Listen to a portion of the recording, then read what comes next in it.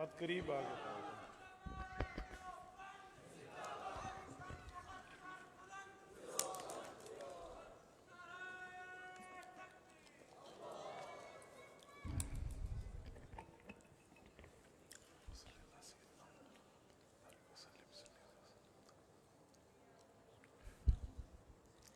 السلام علیکم ورحمۃ اللہ وبرکاتہ۔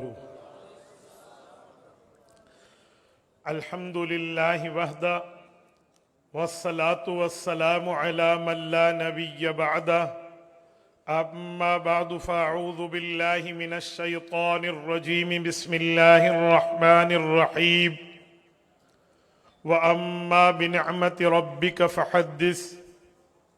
عن عبد الله بن عمرو بن عاص رضي الله تعالى عنهما قال: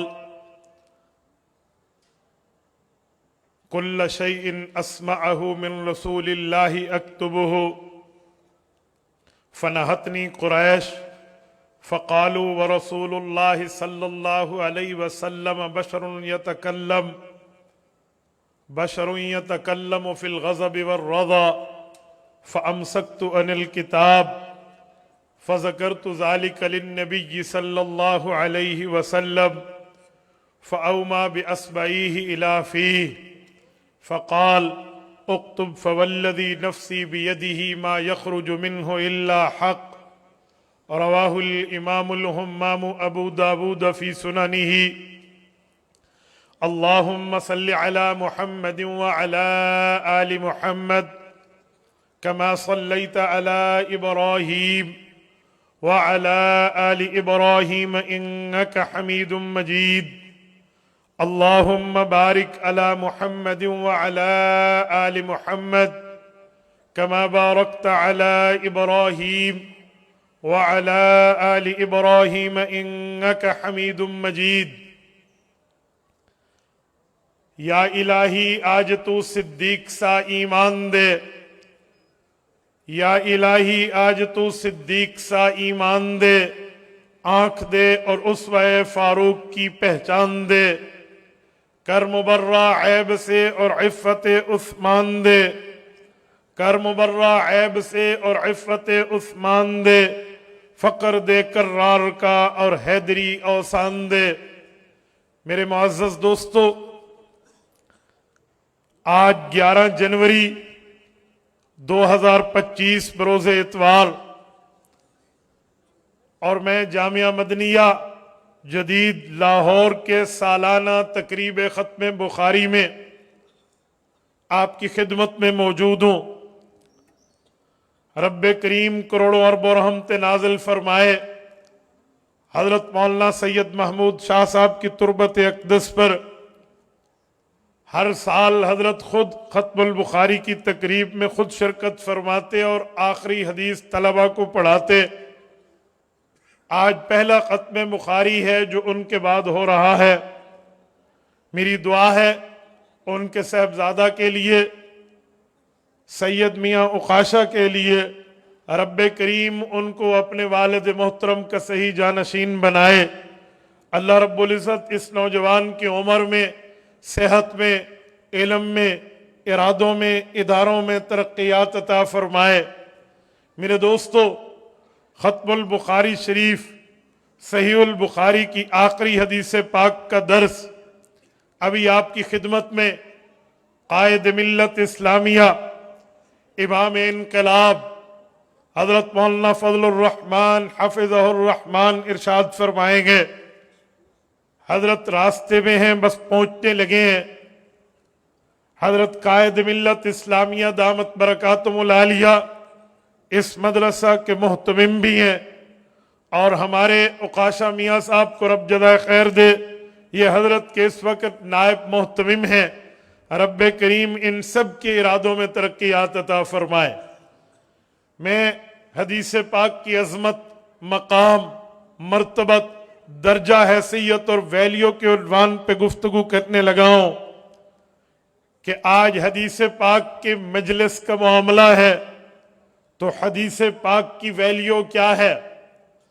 میرے دوستو، ایک بات ذہن میں رکھیے کہ صرف قرآن کریم آسمان سے نازل نہیں ہوا، बल्कि कुरान करीम के साथ साथ हदीस पाक को भी आसमान से नाजिल किया गया है। आप कुरान करीम खोलिए, सूरत नंबर 4 सूरत निसा खोलिए, आयत नंबर 113 को सामने रखिए। रब्बे करीम इरशाद फरमाते हैं, व अंज़लल्लाहु अलैकल किताब वल हिक्मा व अल्लमक मा लम तकुन तअलम व कान फज़लुल्लाहि अलैका अज़ीमा। महबूब मुस्तफ़ा, हमने आप पर कुरान भी नाजिल किया, हिकमत यानी हदीस पाक को भी नाजिल किया। कुरान और हदीस आप पे नाजिल करके आपको उन उलूम से मुतमत्ति फरमाया, मुस्तफीज फरमाया जो इससे पहले आप नहीं जानते थे। रिसालत में आपको ये रब्बे करीम ने फरमाया है। ये आयत इस बात पे शाहिद अदल है कि जैसे कुरान करीम आसमान से आया, ऐसे ही हदीस पाक आसमान से आई है। और ये बात भी ज़हन नशीन रखनी चाहिए कि रिसालत मआब अलैहिस्सलातु वस्सलाम को हदीस पाक बयान करने का हुक्म रब्बे करीम ने खुद दिया है। जो खुतबे में मैंने आपकी खिदमत में आयत पढ़ी है, सूरत वज़्ज़ुहा, इसकी आखिरी आयत, आयत नंबर 11, रब्बे करीम फरमाते हैं, व अम्मा बिनिअमति रब्बिका फहद्दिस। महबूब मुस्तफ़ा, आपकी जिंदगी मुबारक पर अल्लाह ताला ने जो निअमतों का और इनाम के तरतीब का मामला रखा है, इसे आप बयान कीजिए। हजरत अल्लामा शब्बीर अहमद उस्मानी रहमहुल्लाह सहीहुल बुखारी की शरह फज़लुल बारी के मुकदमे में लिखते हैं कि फहद्दिस से हदीस मुश्तक है, इसीलिए हदीस पाक को बयान करने का हुक्म अल्लाह ताला ने इस आयत में दिया है। मेरे दोस्तों, हदीस पाक कोई आम चीज नहीं है, बल्कि हदीस पाक अपने अंदर इतनी वैल्यू रखती है जिसको पाक पैगंबर सल्लल्लाहु अलैहि वसल्लम की रब्बे करीम ने जिम्मेदारी को बयान फरमाया है। सूरत अनआम आयत नंबर 44 में फरमाया, व अंज़लना इलैका ज़िक्रा लितुबय्यिन लिन्नासि मा नुज़्ज़िला इलैहिम। महबूबम, कुरान आप पे उतरा है, इसकी तशरीह भी आपने करनी है। कुरान आप पे नाजिल हुआ है, इसकी वजाहत, एक्सप्लेनेशन, तशरीह, तफसीर, मुराद, तावील, ये भी आपने बतानी है। तो हदीस पाक का मकाम ये है कि ये सिर्फ कौल रसूल नहीं है, ये मुनज़्ज़ल मिनस समा भी है, अक़वाल रसूल भी है। रिसालत में आपकी तरफ से कुरान करीम की वजाहत भी है, कुरान करीम की तशरीह भी है। लाहौर के गैरतमंदों, अगर पाक पैगंबर की हदीस न हो, कुरान करीम समझ में नहीं आ सकता। रिसालत में आपका फरमान न हो, कुरान करीम को समझा नहीं जा सकता। आप कहेंगे क्या मतलब, मैं समझाने लगा हूं।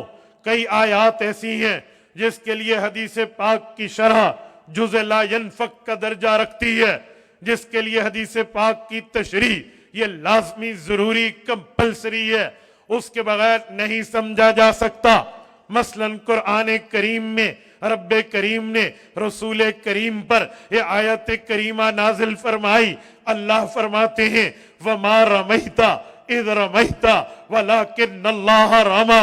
इसका तर्जुमा ये है, महबूब मुस्तफ़ा, जब आपने मारा तो आप नहीं मार रहे थे, बल्कि वो मार तो अल्लाह की थी। मेरे तालिब इल्म दोस्तों, मेरे गयूर भाइयों, मैं बड़े चैलेंज से कहने लगा हूं, जो कहता है हमें हदीस पाक की जरूरत नहीं है, जिसका नजरिया ये है कि हदीस पाक की जरूरत नहीं, अल्लाह के कुरान में सब कुछ है, मैं पूछते लगा हूं, मुझे बताएं इस आयत में मार का मतलब क्या है? रमी को किस सूरत में बयान किया जा रहा है? قرآن کہتا ہے وَمَا رَمَيْتَ إِذْ رَمَيْتَ وَلَكِنَّ اللَّهَ رَمَى۔ اس مارنے کا مطلب کیا ہے؟ کسی نے تلوار ماری تھی، یا کسی نے تیر مارا تھا، یا کسی نے ڈنڈا اور سوٹا مارا تھا، یا کسی نے تھپڑ مارا تھا، یا اینٹ اٹھا کے ماری تھی، یا تپاہی اٹھا کے ماری تھی، کیا مارا تھا؟ اگر پاک پیغمبر کی حدیث نہ ہو دل گردے کا کام بھی چھوڑ جائے گا۔ خالہ جی کے گھر کی بات نہیں ہے کہ آپ اس آیت کی تشریح کر دیں، حضور پاک کی حدیث آئے گی، نبی پاک کی حدیث بتائے گی۔ شاہت الوجوہ فرمایا تھا کفار کے آنکھوں پر رسالت وہاب علیہ السلام نے یہ ریت کی مٹی اٹھا کے پھینکی تھی، پھینکنا حضور کا کام تھا، ان کی آنکھوں کو چندھیا دینا میرے اللہ کا کام تھا، پھینکنا حضور کا کام تھا، وہ اندھے ہو جانا یہ اللہ کا کام تھا، حضور پاک کا کام مارنا تھا، پہنچانا رب کا کام تھا۔ پتہ چلا پاک پیغمبر کی حدیث نہیں ہوگی، مار کا معنی سمجھ نہیں آئے گا، پاک پیغمبر کی حدیث نہیں ہوگی، آیت کی تشریح صاحب نے نہیں ہوگی، اگر حضور پاک کی تشریح ہوگی تو آیت کی شرح سمجھ آئے گی۔ میں اس پہ بڑھ کے ایک جملہ اور بھی کہنے لگا ہوں۔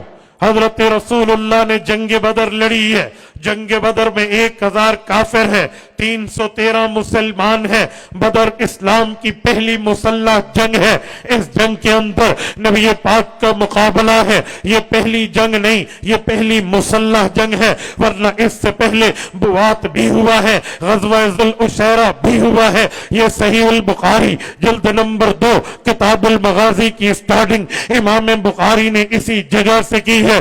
بدر حدیث پاک کے مطابق یہ پہلا نہیں بلکہ پہلا مسلح معرکہ ہے۔ حضور پاک اس معرکے میں آئے ہیں، کفار کی تعداد 3 گنا زیادہ ہے، مسلمانوں کی تعداد 3 گنا کم ہے۔ حضور پاک عریش کے نیچے ٹھہر کر دعا مانتے ہیں، اللہم ان تالک هذه العصابہ لا تعبد فی الارض۔ محبوب مصطفیٰ نے مانگا، اے میرے مولا اگر یہ لوگ، یہ میرے صحابہ، یہ میری مٹھی بھر جو محنت گویا اس وقت معدود افراد ہیں، اگر یہ بھی دنیا سے چلے گئے پھر تیری عبادت دنیا میں کیسی ہوگی؟ تجھے معبود دنیا میں کون مانے گا؟ تجھے مسجود دنیا میں کون مانے گا؟ تجھے رزاق دنیا میں کون مانے گا؟ اللہ تیری توحید ہے، اللہ تیری الوہیت ہے، سبب دنیا میں یہی ہے کیونکہ دنیا اسباب سے جڑی ہے۔ حضور نے مانگا، رب کریم نے حضور کے ہاتھ خالی نہیں لوٹائے بلکہ اللہ نے فرمایا بخمسۃ آلاف، دوسری جگہ فرمایا بثلاثۃ آلاف، تیسری جگہ فرمایا بألف من الملائکہ۔ اللہ فرماتے ہیں محبوب مصطفیٰ ڈونٹ وری، آپ فکر نہ کیجئے، میں 1000 فرشتہ بھیجوں گا، آپ فکر نہ کیجئے، میں 3000 فرشتے بھیجوں گا، آپ فکر نہ کیجئے، میں 5000 فرشتے بھیجوں گا۔ فرشتے اترے ہیں، فرشتے آئے ہیں، حضور پاک کے صحابہ حضور پاک کی اس جنگ میں مدد کی ہے، لیکن میرا سوال یہ ہے، قرآن 3 باتیں کر رہا ہے، ایک جگہ ہے 1000 فرشتے آئے، ایک جگہ ہے 3000 آ رہے، ایک جگہ ہے 5000 آ رہے۔ اگر پیغمبر کی حدیث نہیں ہوگی، حضور کا فرمان نہیں ہوگا، پیغمبر کی تشریح نہیں ہوگی، حضور اس کی وضاحت نہیں کریں گے، کوئی مائک کا لال مجھے بتائے کتنے فرشتے آئے تھے؟ 5000 آئے تھے پھر بھی آیت ہے، 3000 آئے تھے پھر بھی آیت ہے، 1000 آئے تھے تب بھی آیت ہے۔ نہیں حدیث پاک ہوگی تو بتایا جائے گا 1000 کا وعدہ کس وقت تھا، 3000 کا وعدہ کس وقت تھا، 5000 کا معاملہ کس چیز سے معلق تھا، یہ تب بتایا جائے گا۔ اگر حدیث نہیں ہے معنی سمجھ نہیں آئے گا، حدیث نہیں ہے تشریح سمجھ نہیں آئے گی، حدیث نہیں ہے وضاحت سمجھ نہیں آئے گی۔ جب پاک پیغمبر کی حدیث آئے گی پھر بتایا جائے گا بثلاثۃ آلاف من الملائکہ۔ رب نے فرمایا تھا 3000 آئیں گے تو وہ 3000 تھے، 2 کسی چیز سے معلق کر دیے گئے تھے۔ اگر حضور کی تشریح نہ ہو، اگر پاک پیغمبر کی طرف سے اس کی وضاحت نہ ہو، دنیا میں کسی ماہی کی لال نے، کوئی دنیا میں کسی ماہی نے وہ لال نہیں جنا جو اس کی وضاحت کر کے دکھا دے۔ وضاحت تب آئے گی جب فرمان خدا ہوگا، زبان مصطفیٰ ہوگی۔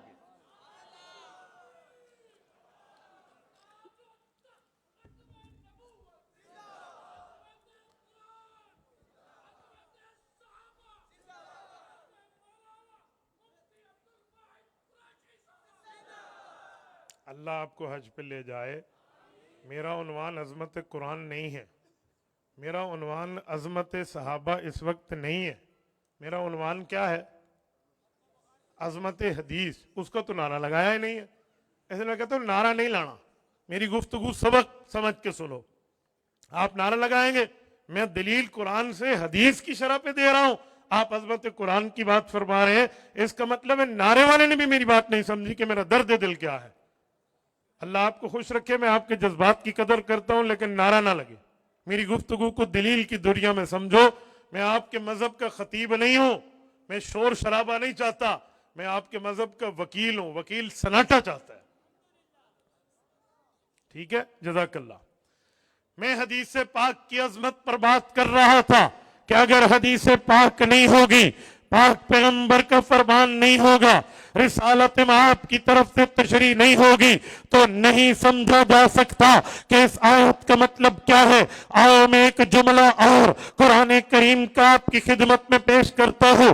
رب کریم کے لیے قرآن کریم میں رب فرماتے ہیں, اللہ یتوفی الانفس حین موتها واللتی لم تمت فی منامها فیمسک التی قضى علیها الموت ویرسل الاخرى الى اجل مسمى ان فی ذلک لآیات لقوم یتفکرون. قرآن کریم کہتا ہے اللہ تعالی روح کو نکالتے ہیں. یتوفی الانفس, اللہ یتوفی الانفس حین موتها, روح اللہ نکالتے ہیں. دوسری آیت کہتی ہے تتوفاہم الملائکہ, روح فرشتے نکالتے ہیں. قرآن کہتا ہے والنازعات غرقا والنازعات غرقا والناشطات نشطا, فرشتے کھینچ کے روح نکالتے ہیں. میرا سوال یہ ہے, نازعات فرشتے نکالتے ہیں, ملائکہ فرشتے نکالتے ہیں, یا اللہ کی ذات روح نکالتی ہے؟ آیاتیں تین ہیں, تین آیات میں الگ الگ موقف ہے. لیکن میرا سوال یہ ہے, یہ اس آیت کا مصداق آپ کیسے ٹھیک کریں گے؟ آپ جو بھی تشریح کریں گے وہ آپ کی عقل کی تشریح تو ہوگی, جو مطلب کا حل بتائیں گے وہ آپ کی سوچ تو ہو سکتی ہے. میں اسے قرآن کا مطلب کیسے کہوں؟ قرآن کا مطلب تو اللہ کی بات مصطفیٰ جانتے ہیں, لہذا ضرورت حدیث ہے. حدیث پاک چاہیے, حدیث بتائے گی اللہ تعالیٰ کے روح نکالنے کا مطلب بالواسطہ بلا واسطہ کیا ہے, فرشتوں کی بات کا مطلب ما سیق الکلام لأجلہ کیا ہے, والنازعات غرقا کا مطلب کفار و مشرکین و منافقین کے لیے کیا ہے. جب تک پاک پیغمبر کی حدیث نہیں ہوگی, اس آیت کا مطلب سمجھ نہیں آئے گا. تو پتہ چلا حضور پاک کی حدیث ہوگی, تشریح سمجھ آئے گی, حضور کا فرمان ہوگا, مطلب سمجھ آئے گا. اور میرے دوستو, لاہور کے غیورو, میں آپ کی خدمت میں کہنے لگا ہوں, میرے پاک پیغمبر کے فرمان کی عظمت یہ ہے, میرے پاک پیغمبر کی بات کی عظمت یہ ہے, میرے پاک پیغمبر کی زبان کی عظمت یہ ہے. رب کریم نے رسول کریم کی زبان کے لیے فرمایا ہے وَمَا يَنْتِقُ عَنِ الْهَوَىٰ إِنْ هُوَ إِلَّا وَحْيٌ يُوحَىٰ. یہ سورۃ نجم بتا رہی ہے, رب کریم فرما رہے ہیں وَمَا يَنْتِقُ عَنِ الْهَوَىٰ, پیغمبر اپنی مرضی سے نہیں بولتے, إِنْ هُوَ إِلَّا وَحْيٌ يُوحَىٰ, وہ اللہ کی مرضی سے, اللہ کی وحی سے, اللہ کے حکم سے, اللہ کی منشا سے, اللہ کے ارادے سے پیغمبر بات کرتے ہیں. اب اہل علم بیٹھے ہو, اب عام توجہ کرے گی تو وہ بھی سمجھے گی. آیت کا لفظ ہے وَمَا يَنْتِقُ عَنِ الْهَوَىٰ, نطق کا معنی کلام نہیں ہوتا, نطق بولنے مکمل کو نہیں کہتے, عربی میں بولنے کو کلام کہتے ہیں. رب کریم نے یوں نہیں فرمایا وَمَا يَتَكَلَّمُ عَنِ الْهَوَىٰ, پیغمبر اپنی مرضی سے نہیں بولتے, بلکہ فرمایا وَمَا يَنْتِقُ عَنِ الْهَوَىٰ, پیغمبر کی نطق کی بات کی ہے. نطق اور کلام میں فرق کیا ہے؟ آپ الفاظ مترادفہ کو لسان العرب سے اٹھا لیں, آپ کی مرضی, منجد سے اٹھا لیں, آپ کی مرضی, قاموس سے اٹھا لیں, آپ کی مرضی. حدیث پاک کی تشریح کی روشنی میں اس ڈکشنری کو رکھ کے میں آپ کی خدمت میں مطلب دینے لگا ہوں. رب کریم فرماتے ہیں وَمَا يَتَكَلَّمُ عَنِ الْهَوَىٰ, نہیں, وَمَا يَنْتِقُ عَنِ الْهَوَىٰ, کلام پورے جملے کو کہتے ہیں, نطق ادھورے جملے کو کہتے ہیں, کیونکہ اللہ کے قرآن میں بھی عَلِّمْنَا مَنطِقَ الطَّيْرِ کہہ کے نطق کا اطلاق ادھورے جملے پہ ہوتا ہے. تو رب بتانا چاہتے ہیں وَمَا يَتَكَلَّمُ عَنِ الْهَوَىٰ نہیں, وَمَا يَنْتِقُ عَنِ الْهَوَىٰ إِنْ هُوَ إِلَّا وَحْيٌ يُوحَىٰ. نبی پورا جملہ بولے تب بھی اللہ کی طرف سے, ادھورا جملہ بولے تب بھی اللہ کی طرف سے. ماشاءاللہ, اہلاً و سہلاً.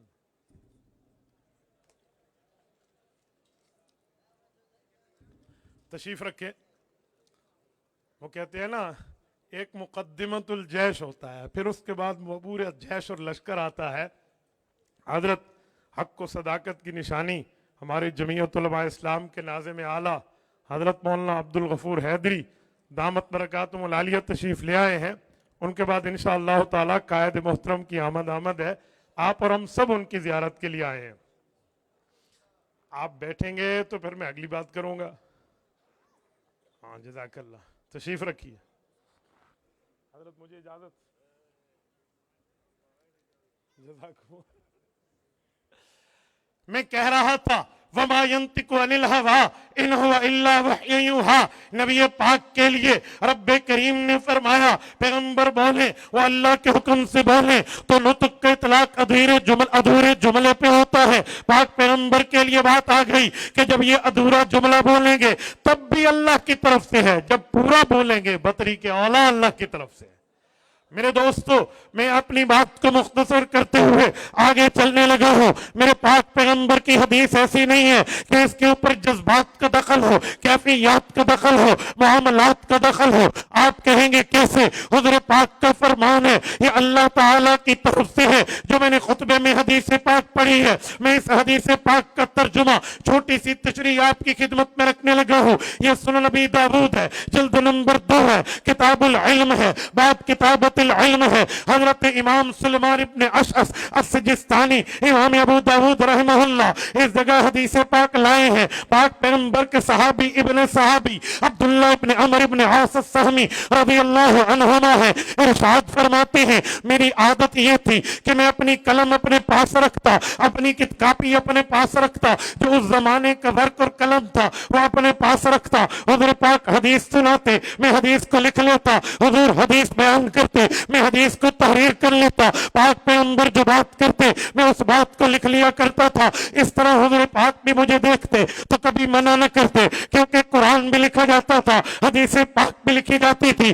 تو میں حدیث پاک لکھنا شروع کر رہا تھا. حضور پاک کی مجلس لگتی، میں قلم کاغذ لے کے پہنچ جاتا. پاک پیغمبر کا فرمان جاری ہوتا، میں اس کو صفحے کرتاس پر منتقل کر لیتا. ایک دن ایسا ہوا قریش کے اجلہ صحابہ میرے پاس آئے اور مجھے کہنے لگے یا عبداللہ اتکتب کل شیء، اے عبداللہ بن عمر بتا تو سب کچھ لکھ رہا ہے؟ میں نے کہا جی ہاں حضور جو فرمائے میں سب کچھ لکھ رہا ہوں. فقالوا وہ کہنے لگے ورسول اللہ بشر یتکلم فی الغضب والرضا، اور اللہ کے بندے تو نے سوچا نہیں ہے پاک پیغمبر کبھی بطور فطرت بائی نیچر انسانیت پاک پیغمبر کبھی غصے میں ہوتے ہیں تو وہ بھی لکھ رہا، پیار میں بولتے ہیں تو وہ بھی لکھ رہا، مزاح میں بولتے ہیں تو وہ بھی لکھ رہا. یہ چیزیں نہ لکھا کر. میں بڑا حیران ہوا. میں نے پوچھا اچھا بتاؤ یہ نہیں لکھنا تو کیا لکھوں؟ وہ کہنے لگے صرف مسائل فضائل دلائل صرف یہ باتیں لکھا کر، باقی حضور کسی سے مزاح میں بات کرے وہ نہ لکھ، پیار میں بات کرے وہ نہ لکھ، غصے میں ڈانٹ دے وہ نہ لکھ، صرف مسائل لکھا کر. فامسکت عن الکتاب، کہتے میں لکھنے سے رک گیا. پاک پیغمبر صلی اللہ علیہ وسلم کی مجلس لگی. حضور پاک نے مجھے دیکھا کہ عبداللہ کے ہاتھ میں قلم بھی نہیں ہے، عبداللہ کے ہاتھ میں کرتاس بھی نہیں ہے. اب عبداللہ نے لکھنا چھوڑ دیا ہے. ایک مجلس دو مجلسیں جب یوں گزری فذکرت ذلک للنبی صلی اللہ علیہ وسلم، کہتے مجھ سے رہا نہ گیا. میں پاک پیغمبر کی فیس ریڈنگ کرتا تھا، رسول اللہ کے چہرے انور کو پڑھتا تھا، پیغمبر کی آنکھوں کو دیکھتا تھا کہ آنکھیں سوالیہ ہیں کہ عبداللہ پہلے تو لکھتا تھا اب لکھنا کیوں چھوڑ دیا. کہتے یہ بات مجھ سے برداشت نہ ہوئی. میں نے اللہ کے رسول کی خدمت میں عرض کیا یا رسول اللہ معاملہ تو یہ ہے میرا قلم بھی تیار، میرا کرتاس بھی تیار، میں لکھنے پہ بھی تیار، پر مجھے ان بزرگوں نے منع کیا ہے اور مجھے منع کی دلیل یہ دی ہے کہ پاک پیغمبر کبھی بطور فطرت غصے میں بات کرتے ہیں، کبھی پیار میں بات کرتے ہیں، کبھی کسی کو ڈانٹ کے بات کرتے ہیں، تو سب کچھ لکھی جا رہا. یہ چیزیں نہ لکھ، صرف مسائل لکھ. حضور پاک علیہ السلام کو جب یہ میں نے بتایا کہتے میرا سینہ تو ٹھنڈا ہوا. تو پاک پیغمبر صلی اللہ علیہ وسلم نے جواب دیا لاہور کے غیرت مندوں مجھے دیکھو. حضور پاک نے اپنے دائیں ہاتھ مبارک کو اٹھایا، پھر اپنی انگلی کو اٹھایا. یہ وہ انگلی ہے جس کو قرآن کہتا ہے ایک طرف الساعۃ وانشق القمر، جو انگلی اٹھتی تھی حضور زمین پہ چاند آسمان پہ چاند دو ٹکڑوں میں بدل جایا کرتا تھا. کہتے حضور پاک نے انگلی اٹھا اٹھائی فاوما باصبعه الى فی، اپنے منہ مبارک کی طرف انگلی کی اور مجھے فرمایا اکتب، اے عبداللہ بے فکر ہو کے لکھنا شروع کر دے، فوالذی نفسی بیدہ ما یخرج منہ الا قط، اگر تجھے خطرہ یہ ہے کہ میں کبھی بات کروں گا وہ غصے میں ہوگی تو ٹھیک نہیں ہوگی، ڈانٹ میں ہوگی تو ٹھیک نہیں ہوگی، پیار میں ہوگی تو ٹھیک نہیں ہوگی، مزاح میں ہوگی تو ٹھیک نہیں ہوگی، فرمایا نہیں ایسی بات نہیں ہے، یہ نظریہ نہیں ہے، اکتب فوالذی نفسی بیدہ ما یخرج منہ الا قط، فرمایا اس اللہ کی قسم جس اللہ کے قبضے میں محمد الرسول اللہ کی جان ہے، اس اللہ نے اس زبان پر پہرا لگایا ہے، اس اللہ نے اس زبان پر پہرا داری چوکیداری کرا دی ہے کہ رب کریم نے میری زبان سے جو بھی نکلوانا ہے حق اور حق نکلوانا ہے۔ یہ حدیث بتا رہی ہے کہ میرے پاک پیغمبر کی حدیث کی کتنی عظمت، کتنی ویلیو، کتنی مرتبت، کتنا بڑا درجہ، کتنی بڑی حیثیت ہے۔ میرے دوستو، حضرت رسول اللہ صلی اللہ علیہ وسلم کے فرامین کی کتاب صحیح البخاری کی حدیث کا درس ہے۔ ابھی حضرت مولانا فضل الرحمان دامت برکاتہ آپ کی خدمت میں درس حدیث پہ بات کریں گے۔ میں بات اختتام پہ جا رہا ہوں، آخری جملہ کہنے لگا ہوں، یہ صحیح البخاری ہے۔ صحیح البخاری پڑھ کے جن بچوں نے چل یہ طالب علم تھے اب عالم بنے ہیں، ان کے سر پہ پگڑی سجے گی، اسے پگڑی کے 4 گز 5 گز 6 گز 7 گز کا کپڑا نہ سمجھنا میرے طالب علم بھائی ہو، یہ کپڑا نہیں ہے، یہ آپ کو کفن کا کپڑا گویا دیا جا رہا ہے، یہ سر جھکانے کے لیے نہیں ہے، یہ سر اٹھانے کے لیے دیا جا رہا ہے۔ حضرت قائد محترم کا لفظ آج بھی سونے کے پانی سے لکھنے کے قابل ہے۔ وہ ارشاد فرماتے ہیں ہم نے پگڑیاں سر جھکانے کے لیے نہیں پہنی، ہم نے پگڑیاں سر اٹھانے کے لیے پہنی ہے۔ ہم کسی حکومتی ٹاؤٹ کی پالشی والے لوگ نہیں ہیں، ہم وہ نہیں ہیں کہ ہم کاسا لیسی کریں، ہم وہ نہیں ہیں کہ ہم ملا ناگوری کا کردار ادا کریں، ہم وہ نہیں ہیں جو فضل کے معاملات کو لے کر وہ ابو الفضل اور فیضی کی طرح علم کی مش گافیاں تو کریں لیکن اس کا حال یہ ہو وہ درباری ملا ہو، وہ سرکاری ملا ہو، وہ سرکار کے کہنے پہ اپنے بات کے معاملات کرتا ہو۔ ہم نے کہا جی نہیں، ہمارا اعلان ہے، یاد رکھو ہم وہ دستار نہیں لیں گے جس کا پلو کے کسی کے بوٹ چمکائے جائیں، یہ دستار رسول اللہ کی عظمت کی طرف، یہ دستار رسول اللہ کی نیابت کی طرف، یہ دستار رسول اللہ صلی اللہ علیہ وسلم کی وراثت کی طرف ہے۔ یہ میرے سر پہ پگڑی صرف پگڑی نہیں ہے، یہ میری کفن کا ٹکڑا ہے۔ ہاں ہاں، ہم وارث ہیں حضرت شیخ الہند کے، ہم وارث ہیں شیخ العرب والعجم حضرت سید حسین احمد مدنی رحمہ اللہ کے۔ آپ لاہور میں بیٹھے ہو، کراچی جائیے، خالق دین و حال آج بھی موجود ہے۔ جو انگریز کی عدالت نے حضرت حسین احمد مدنی کو بلایا تھا کہ تو نے حکومت کے خلاف بیان دیا ہے، تو نے کہا ہے انگریز کی فوج میں داخلہ حرام ہے، اس لیے ہم نے تیرے اوپر کیس کیا ہے، آج تو کٹہرے میں ہے۔ حضرت مدنی نے پوچھا کہنا کیا چاہتے ہو؟ وہ کہنے لگا تمہاری جو موت ہے میری قلم کے نیچے ہے، میں اپنے قلم کو پھیروں گا، ہینگنگ ٹو دا ٹلڈٹ، تمہیں موت تک لٹکا دیا جائے گا، لہذا یاد رکھنا اپنے فتوے سے رجوع کر لے، اپنے فتوے سے پیچھے ہٹ جا، اپنے فتوے سے واپس ہو لے، ڈرالنگ پوزیشن پہ آ جا، ہم تمہیں رہا کریں گے، تجھے چھوڑیں گے۔ تو حسین احمد مدنی رحمہ اللہ اپنے شاگردوں کو ڈرانے والے نہیں تھے، وہ شاگردوں کو شجاع بنانے والے تھے، وہ میڈیا پر بیٹھ کے حکومتی کاسا لیسی والے نہیں تھے، وہ کھلے کمروں کی بات کو بند کمروں میں بدلنے والے نہیں تھے، بلکہ ان کے قول و فعل ایک جیسے تھے۔ وہ صرف گفتار کی بات نہیں، کردار کے غازی تھے۔ انہوں نے کہا جج صاحب اتنی سی بات ہے کہ میری موت تیری قلم کے نب کے نیچے ہے، پھر ہلاتا کیوں نہیں ہے، چلاتا کیوں نہیں ہے، لکھتا کیوں نہیں ہے، کر کتابت کہہ دے، ہینگنگ ٹو دا ٹلڈٹ، حسین احمد کو لٹکا دیا جائے گا اور صرف موت ملے گی۔ تو تیاری بات میں کر رہا ہے، حسین احمد دیوبند سے اپنا کفن ساتھ لایا ہے۔ آمون اکابر کے پروردہ ہیں۔ آج جمعیت علماء اسلام انہی اکابر کے پرچم کو لے کر ٹھہری ہے، ہم اسی پیغام کو لے کر چل رہے ہیں۔ آج کہا جاتا ہے میرے طالب علم بھائیوں کو صرف تشویش میں ڈالنے کے لیے کہ یہ جمعیت علماء وہ جمعیت نہیں ہے جسے شیخ الہند نے بنایا تھا۔ میں نے کہا تمہارے جھوٹے پراپیگنڈے کا ایک ہی جواب ہے، شیخ الہند کی جمعیت علماء ہند تھی۔ اس وقت جمعیت علماء اسلام جو پاکستان میں بنی، حضرت مدنی رحمت اللہ علیہ جمعیت علماء ہند کے صدر تھے.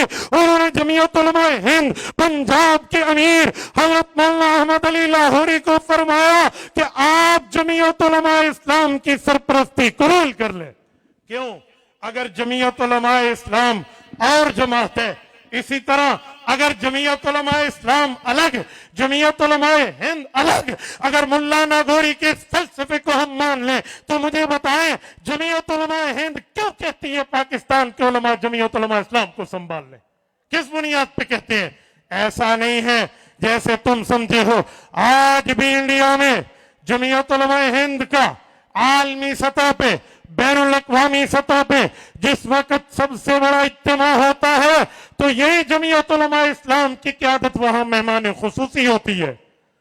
اور جب ملک پاکستان میں جمعیت علماء اسلام عالمی سطح، بین الاقوامی سطح کا پروگرام کرتی ہے تو جمعیت علماء ہند کے اکابر آج بھی یہاں تشریف فرمایا ایز چیف گیسٹ ہوتے ہیں. یہ کس بنیاد پہ ہے؟ یاد رکھو یہ بوٹ پالشیاں ختم ہو جائیں گی، تم اس مرد مجاہد کو نہیں جھکا سکو گے. فضل الرحمان کا جھکانا تمہارے بس کی بات نہیں ہے، جمعیت علماء اسلام کو جھکانا تمہارے بس کی بات نہیں ہے. آج وقتی طور کے اوپر چند دریا چڑھیں گے لیکن ہم نے دریاؤں کو چڑھ چڑھ کے اترتے دیکھا ہے. کل بھی میرے قائد سرخرو تھے، آج بھی سرخرو ہیں. ہم نے نہ کسی کی دوست دھمکی کل مانی تھی، نہ کسی کی دوست دھمکی رعب اور دبدبا آج مانا ہے. یاد رکھیں ہم نے اپنے کابر سے حریت کا سبق سیکھا ہے. انشاءاللہ تعالی اسی کے ساتھ چلیں گے. آپ جتنے حضرات وعدہ کرتے ہیں چلیں گے کابر کے ساتھ، چلیں گے. حضرت مولانا فضل الرحمان کی کال آئی، چلنا گے، جہاں کہیں گے جانا ہے جاؤ گے. ان درباری ملا سے پیچھے ہٹو گے، کاسا لیسوں سے ہٹو گے، اہل حق کا ساتھ دو گے، اسی طرح چلتے رہو گے. اگر آپ کا یہی وعدہ ہے تو میں یہ کہہ کر بات ختم کرنے لگا ہوں. جاؤ جا کے مہر طابہ سے کہہ دو، جاؤ جا کے مہر طابہ سے کہہ دو تم اپنی کرنوں کو گن کے رکھو، میں اس جہاں کے ذرے ذرے کو خود چمکنا سکھا رہا ہوں. اقول قولی ھذا واستغفر اللہ وآخر دعوانا ان الحمد للہ رب العالمین.